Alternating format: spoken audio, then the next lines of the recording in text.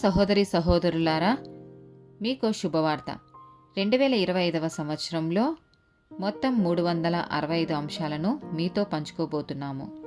జనవరి 1వ తేదీ నుండి ప్రతిరోజు ఒక అంశము మరియు దానికి సంబంధించిన వాక్యమును పంచుకుంటాము. దయచేసి ఆ వాక్యములను వినండి, ధ్యానించండి మరియు ఆశీర్వదించబడండి. దయచేసి సబ్స్క్రైబ్ చేయండి మరియు మీ స్నేహితులతో పంచుకోండి. ధన్యవాదాలు.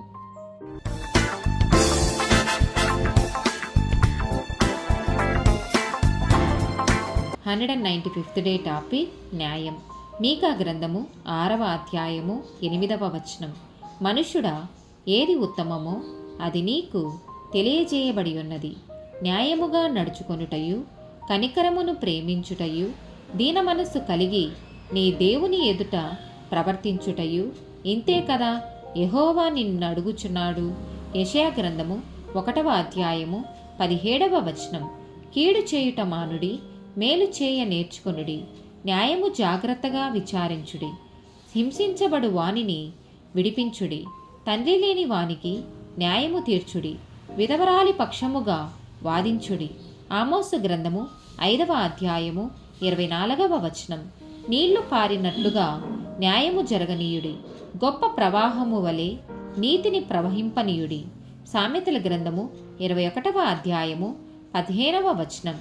న్యాయమైన క్రియలు చేయుట నీతిమంతునికి సంతోషకరము, పాపము చేయు వారికి అది భయంకరము.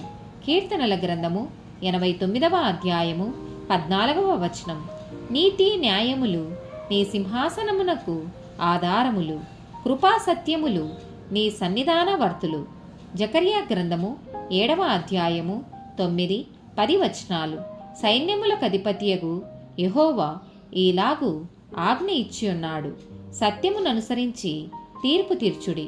ఒకరి యందొకరు కరుణావాత్సల్యములు కనుపర్చుకొనుడి. విధవరాండ్రను, తండ్రి లేని వారిని, పరదేశులను, దరిద్రులను బాధ పెట్టకుడి. మీ హృదయమందు సహోదరులలో ఎవనికిని కీడు చేయ తలచకుడి. ఆమేన్.